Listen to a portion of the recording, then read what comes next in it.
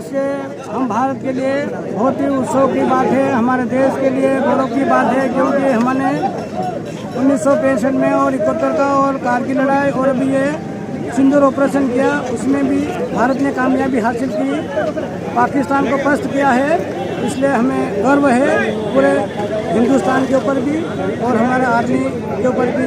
Army ने बहुत अच्छा काम किया, हम भी देश की सेवा करके आए और आज हम फौजी आदमी, हमें भी अगर जाने का अवसर मिले तो हम भी तैयार हैं। आपका परिचय दे दीजिए। नाथू सिंह कामलिया।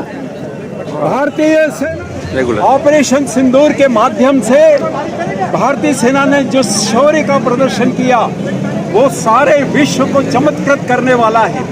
कोई ये कल्पना भी नहीं कर सकता था कि भारत इतना सिद्धांत प्रिय देश है कि भारत ने केवल आतंकवाद को समाप्त करने के लिए पहली बार पहलगांव के अंदर जो हम पर अत्याचार हुए और निर्दोष पर्यटक मारे गए, उसका बदला 9 आतंकवादी कैंप को उड़ा करके किया।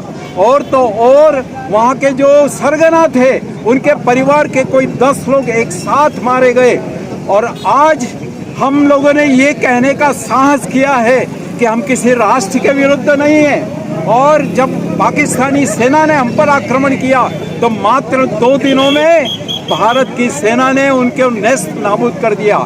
एक साथ उन्होंने करीब 600 ड्रोन समाप्त कर दिए, 100 आतंकवादी समाप्त कर दिए, 12 एयरबेस समाप्त कर दिए, 50 सैनिकों को समाप्त कर दिया। ऐसा अद्भुत पराक्रम देखने में नहीं आया। और सबसे महत्वपूर्ण बात यह है कि भारत में कोई हताहत नहीं हुआ। भारतीय जितने भी एयरबेस थे वो सुरक्षित हैं, भारत के जितने वेपन्स हैं वो सुरक्षित हैं, भारत के जितने भी हमारी मिसाइलें थी वो कारगर रही। और ये ब्रह्मोस का प्रभाव है कि पाकिस्तान निर्जीव होकर के भीख मांगने लगा कि अब हमें युद्ध नहीं चाहिए। और आज जो सीज फायर हुआ है, हमारा ऑपरेशन सिंदूर तब भी जारी है और अब उसकी मियाद 18 मई को समाप्त होने वाली है। अगर आतंकवादियों को भारत को नहीं सौंपा गया तो पुनः आतंकवाद के विरुद्ध भारत अपने शस्त्र हमेशा ही पाकिस्तान के सामने लगाए रखेगा।